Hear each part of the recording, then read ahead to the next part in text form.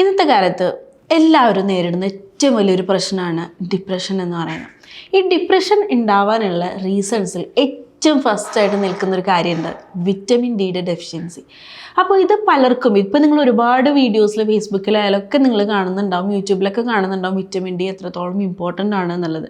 ഈ വിറ്റമിൻ ഡിയുടെ ഡെഫിഷ്യൻസി കൊണ്ടുണ്ടാകുന്ന പ്രശ്നങ്ങൾ എന്ന് പറഞ്ഞു കഴിഞ്ഞാൽ അത് വാക്കുകളിലൂടെ നമുക്ക് പറയാൻ പറ്റില്ല എന്നുള്ളതാണ്. കാരണം അത് അനുഭവിച്ചവർക്ക് അറിയാൻ പറ്റും. എൻ്റെ ഉള്ളിൽ ഇതാണ് പ്രശ്നം എന്ന് പോലും മനസ്സിലാക്കിക്കാനായിട്ട് ചിലപ്പോൾ പറ്റിയെന്ന് വരില്ല. ഈ വിറ്റമിൻ ഡിയുടെ മെയിനുള്ള ഡെഫിഷ്യൻസി വരുന്നതോട് കൂടിയിട്ട് പതിയെ പതിയെ ഭയങ്കരമായിട്ടുള്ള ഹെയർ ഫോൾ, ഇങ്ങനെയുള്ള കുറേ സിംറ്റംസ് അതിന് കാണിക്കും. ഹെയർ ഫോൾ എന്ന് പറയുമ്പോൾ കുറച്ച് ഹെയർ ഇങ്ങനെ പോയി കഴിയുമ്പോൾ നമുക്ക് മനസ്സിലാവും ഇത് എന്താണ്, ഇതെൻ്റെ കയ്യിൽ ഒതുങ്ങുന്നതല്ല എന്നല്ലേ. ഒരു 10-15 പോകുന്ന പോലെയല്ല, കുറച്ച് അധികം മുടി ഇങ്ങനെ പോകുമ്പോൾ ഡിപ്രഷൻ വരാൻ തുടങ്ങും. പതിയെ ഡിപ്രഷൻ. ഇനി എത്രയൊക്കെ നമ്മളുടെ ചിലവരുണ്ട്, എൻ്റെ ഭംഗിയിലൊന്നും എനിക്കൊരു കാര്യമില്ല എന്ന് പറയുന്നവർ കൂടെ ഇതുപോലെ മുടി പോയിക്കൊണ്ടിരിക്കുമ്പോൾ ഡിപ്രഷൻ വരും. ഈ മുടി പോകുന്നത് വിറ്റമിൻ ഡിയുടെ ഡെഫിഷ്യൻസിയുടെ ഫസ്റ്റ് സിംറ്റം ആണ് കേട്ടോ. പിന്നെ അതോട് കൂടിയിട്ട് ഡിപ്രഷൻ വരുന്നതോട് കൂടിയിട്ട് പിന്നെ ഉറക്കമില്ലായ്മ, മേല് ഫുള്ള് ശരീരം ഫുൾ ബോഡി പെയിൻ, എവിടെ ഇല്ലാത്ത, അതായത് എവിടെയാണ് എനിക്ക് പെയിൻ എന്ന് പറയാൻ പോലും പറ്റാത്തൊരവസ്ഥ ഉണ്ടാവും. നോസി, അതായത് വൊമിറ്റിംഗ് ടെൻഡൻസി, ചിലപ്പോൾ വൊമിറ്റിംഗ് ഉണ്ടായിരിക്കാം. ഇങ്ങനെ പല കാരണങ്ങൾ, ചിലപ്പോൾ കാണുന്നതിനൊക്കെ രണ്ടായിട്ട് കാണുന്ന പോലെ ഭയങ്കരമായിട്ടുള്ള തലവേദന, എന്താണ് ബ്രെയിനിൽ, അതായത് നമ്മളുടെ ബ്രെയിനിൽ തലയിൽ എപ്പോഴും എന്താണ് ഈ ഫോഗ് വന്നോലെ ഇരിക്കും. മൂടൽമഞ്ഞൊക്കെ വന്നു കഴിയുമ്പോൾ നമ്മളിങ്ങനെ അങ്ങോട്ടും ഇങ്ങോട്ടും നോക്കുമ്പോൾ എന്താണ് ഈ മന്ദത പിടിക്കുക എന്ന് പറയില്ലേ, ആ ഒരു അവസ്ഥയായിരിക്കും കൂടുതലായിട്ടും വിറ്റമിൻ ഡി ഡെഫിഷ്യൻസി കൊണ്ട് ഉണ്ടാവുക. ഞാനിത് ഇങ്ങനെ എത്ര ഡീറ്റെയിൽഡ് ആയിട്ട് പറയണമെന്ന് വെച്ചാൽ ഞാൻ അതിലൂടെ കടന്നുപോയ ആളായതുകൊണ്ട് എനിക്ക് കൂടുതലും അതിനെ പറ്റിയിട്ട് പറയാനായിട്ട് സാധിക്കും. ഓക്കെ, അപ്പോൾ അങ്ങനെ തരത്തിലുള്ള ഡെഫിഷ്യൻസി നിങ്ങൾക്ക് ഡിപ്രഷൻ എന്ന് പറയുന്ന കാര്യം ഉണ്ടാക്കും. പിന്നെ നമ്മളുടെ ബ്രെയിനിൽ കുറേ ഭാഗങ്ങളിൽ ഈ വിറ്റമിൻ ഡി ഉണ്ട്. ഓക്കെ, മനസ്സിലായോ? അപ്പോൾ ഈ വിറ്റമിൻ ഡി ആണ് നമ്മളെ മൂഡിനെ റെഗുലേറ്റ് ചെയ്യുന്നത്. ഇതിൻ്റെ സയൻറ്റിഫിക് വശമാണ് കേട്ടോ ഞാൻ പറയണത്. നമ്മുടെ ബ്രെയിനിൽ കുറേ ഭാഗങ്ങളിൽ, ഏതൊക്കെ ഭാഗമാണെന്ന് അത്ര ഡീറ്റെയിൽഡായിട്ട് ഞാൻ പറയുന്നില്ല, ഓരോ ഭാഗങ്ങളിൽ എന്തുണ്ട്, ഈ വിറ്റമിൻ ഡി ഉണ്ട്. ഈ വിറ്റമിൻ ഡി കുറയുന്നതോട് കൂടിയിട്ട് ഈ വിറ്റമിൻ ഡിയുടെ എന്താണ് ജോലി എന്താണെന്ന് അറിയോ? ബ്രെയിനിൽ നമ്മളുടെ മൂഡിൻ്റെ കാര്യങ്ങളൊക്കെ റെഗുലേറ്റ് ചെയ്യുക എന്നുള്ളതാണ് ഏറ്റവും മെയിനായിട്ടുള്ള ജോബ്. അപ്പോൾ ഇത് കുറയുന്നതോട് കൂടിയിട്ട് ഈ വിറ്റമിൻ ഡിയുടെ നമ്മുടെ ബ്രെയിനിന് എന്ത് ചെയ്യാമില്ല, പിടിച്ചാൽ കിട്ടാതെയാവും. കാരണം എന്താ, മൂഡിനെ സ്വിങ് ചെയ്യണ നമ്മുടെ വിറ്റമിൻ ഡി അവിടെ ഇല്ല.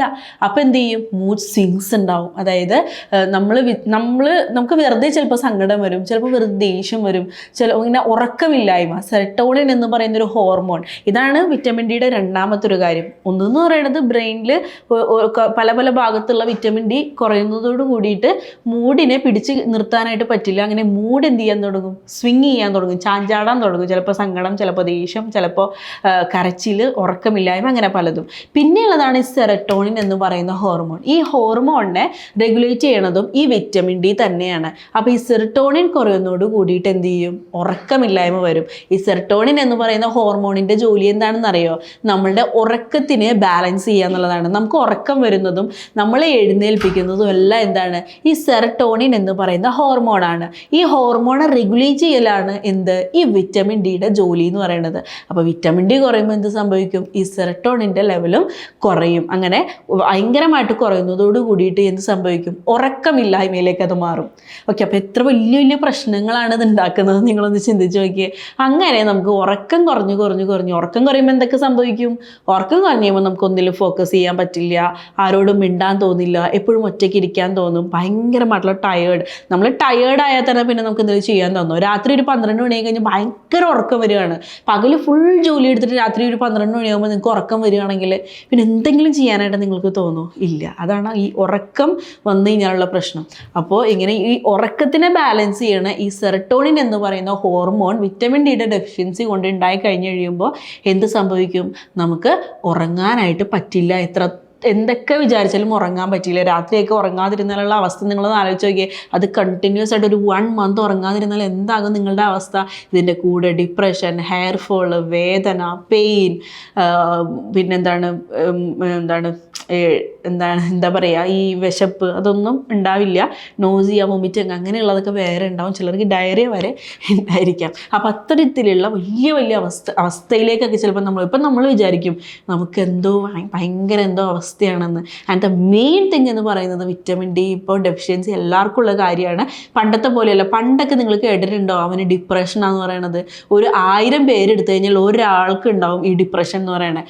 ആ ഡിപ്രഷൻ ഉണ്ട് എന്ന് പറയുന്ന വ്യക്തിയെ നമ്മൾ പ്രാന്തന്മാരായിട്ടാണ് കാണാം അല്ലേ. അവന് ഡിപ്രഷനാണെന്ന് പറഞ്ഞു കഴിഞ്ഞാൽ അവനെന്താണ്, മാനസികമായിട്ട് അവനെന്തോ അസുഖമാണെന്നുള്ളൊരു രീതിയിലേക്കാണ് നമ്മൾ പണ്ടത്തെ കാലം എന്ന് പറഞ്ഞാൽ എൻ്റെ കാലത്ത്, എൻ്റെ ഒരു 2000 ആ ഒരു സമയത്തൊക്കെ 2005 2000 ആ ഒരു പ്രായത്തിലൊക്കെ ഓക്കെ, ഇപ്പോൾ എനിക്കൊരു 5 വയസ്സ് 6 വയസ്സ് 10 വയസ്സ് ഒക്കെ ഉള്ള ആ ഒരു കാലമാണ് ഞാൻ പറയുന്നത് കേട്ടോ. അപ്പോൾ ആ ഒരു കാലത്തിലൊക്കെ നിങ്ങൾക്ക് ആ ഒരു കാലം നിങ്ങളൊന്ന് ആലോചിച്ച് നോക്കിയാൽ ഡിപ്രഷൻ ഉള്ളവരൊക്കെ കുറവാണ്. പക്ഷേ ഇന്നത്തെ കാലത്ത് എങ്ങനെയാണോ എല്ലാവർക്കും ഡിപ്രഷനാണ്. അതിൻ്റെ മെയിൻ ഫാക്ടർ എന്ന് പറയുന്നത് ഈ വിറ്റമിൻ ഡി തന്നെയാണ് കേട്ടോ. പുറത്ത് പോയി ജോലി ചെയ്യുന്നവരൊക്കെ ആണെങ്കിൽ പിന്നെയും പകലൊക്കെ എന്തെങ്കിലുമൊക്കെ കാണിച്ചും മറന്നും ഒക്കെ ആയിട്ട് പോകും. പക്ഷെ വീട്ടിലിരിക്കുന്ന കുറേ വീട്ടമ്മമാരുണ്ട്, ഇവരനുഭവിക്കുന്ന വിറ്റമിൻ ഡിയുടെ ഡെഫിഷ്യൻസിയുടെ ഒരു പ്രശ്നങ്ങൾ അത് നമുക്ക് എത്ര പറഞ്ഞാലും മനസ്സിലാവില്ല. ആർക്കും പറഞ്ഞാൽ മനസ്സിലാവില്ല. കാരണം അവർ വീടിൻ്റെ ഉള്ളിൽ ആരും ഇല്ലാതെ ഇരുന്ന് കൂട്ടുന്ന നിമിഷങ്ങൾ, മണിക്കൂറുകൾ അല്ലേ. പകലൊക്കെ ആരെങ്കിലും ഉണ്ടോ പറയാനോ മിണ്ടാനോ? ജോലി കഴിഞ്ഞ് വന്നു കഴിഞ്ഞാൽ ഹസ്ബൻഡിനോട് പറഞ്ഞാൽ അവർക്ക് മനസ്സിലാവോ? ഇല്ല. അപ്പോൾ അങ്ങനെ മക്കളോട് ആർക്കും പറഞ്ഞാൽ മനസ്സിലാവില്ല. അത് അനുഭവിക്കുന്ന വീട്ടമ്മമാർ അവരെ ഞാൻ എടുത്തു പറയണം. എന്താണെന്ന് വെച്ച് കഴിഞ്ഞാൽ മറ്റുള്ളവർക്ക് എന്തെങ്കിലുമൊക്കെ ചെയ്ത് പുറത്ത് പോയിട്ടാണെങ്കിലും അല്ലാതെയും ആളുകൾ പറയണ കേട്ടാണെങ്കിലും പോവുകയാണെങ്കിലും ഒക്കെ കുറേയൊക്കെ നമുക്ക് മാറ്റാൻ പറ്റും. പക്ഷേ ഇതൊന്നും ഇല്ലാതെ 4 ചുമരുകൾക്കുള്ളിൽ അകപ്പെട്ടിരിക്കുന്ന കുറേ വീട്ടമ്മമാരുണ്ട്.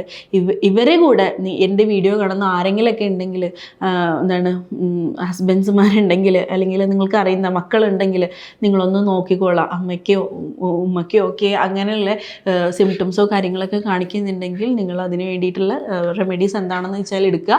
അതുപോലെ തന്നെ വിറ്റമിൻ ഡി ഓവറായിട്ട് കുറഞ്ഞു കഴിഞ്ഞാൽ നമ്മൾ അതിന് വേണ്ടിയിട്ട് ട്രീറ്റ്മെൻറ്റ് എടുക്കണം. അതുപോലെ നിങ്ങൾ ആദ്യം ചെക്ക് ചെയ്യുമ്പോൾ 20ൽ താഴെയാണെങ്കിൽ അത് ഡെഫിഷ്യൻ്റ് ആണ് എന്നാണ് അതിൻ്റെ അർത്ഥം കേട്ടോ. അപ്പോൾ അതിന് വേണ്ടിയിട്ടുള്ള ട്രീറ്റ്മെൻറ്റോ കാര്യങ്ങളെല്ലാം തന്നെ എടുക്കുക. ഓക്കെ, ഞാനൊരു കൗൺസിലറാണ്, എനിക്ക് അതിനെ പറ്റിയിട്ട് ഡീറ്റെയിൽഡ് ആയിട്ട് പറഞ്ഞു തരാനൊന്നും അറിയില്ല. പക്ഷേ ഞാൻ അതുമായിട്ട് ബന്ധപ്പെട്ടിട്ട് നമുക്ക് ഉണ്ടാകുന്ന മാനസിക പ്രശ്നങ്ങളാണ് ഞാൻ നിങ്ങൾക്ക് പറഞ്ഞു തന്നത് കേട്ടോ. സോ എല്ലാവർക്കും ക്ലിയർ ആയിട്ടുണ്ടെന്ന് വിശ്വസിക്കുകയാണ്. അപ്പോൾ അതിനുള്ള പ്രതിവിധികൾ എന്താണെന്ന് വെച്ച് കഴിഞ്ഞാൽ വേഗം എടുത്തോളാം. ഇത് നിങ്ങളെ പേടിപ്പിക്കാൻ വേണ്ടിയിട്ടൊന്നും പറഞ്ഞ ക്ലാസ് അല്ല കേട്ടോ. ഇങ്ങനെയൊക്കെ വന്നു കഴിയുമ്പോൾ നിങ്ങൾ വിചാരിക്കും നിങ്ങൾക്ക് എന്തോ മാരകമായ അസുഖമാണെന്ന്. ഒന്നുമില്ല, ഇതിൻ്റെ ഡെഫിഷ്യൻസി ആയിരിക്കും കൂടുതൽ. ആൻഡ് ഡിപ്രഷൻ വരാതെ നോക്കുക. ഒരിക്കൽ വന്നു കഴിഞ്ഞ് കഴിഞ്ഞാൽ പിന്നെ കാലങ്ങളോളം നമ്മൾ അതുമായിട്ട് ജീവിക്കേണ്ടി വരും. Okay, thank you.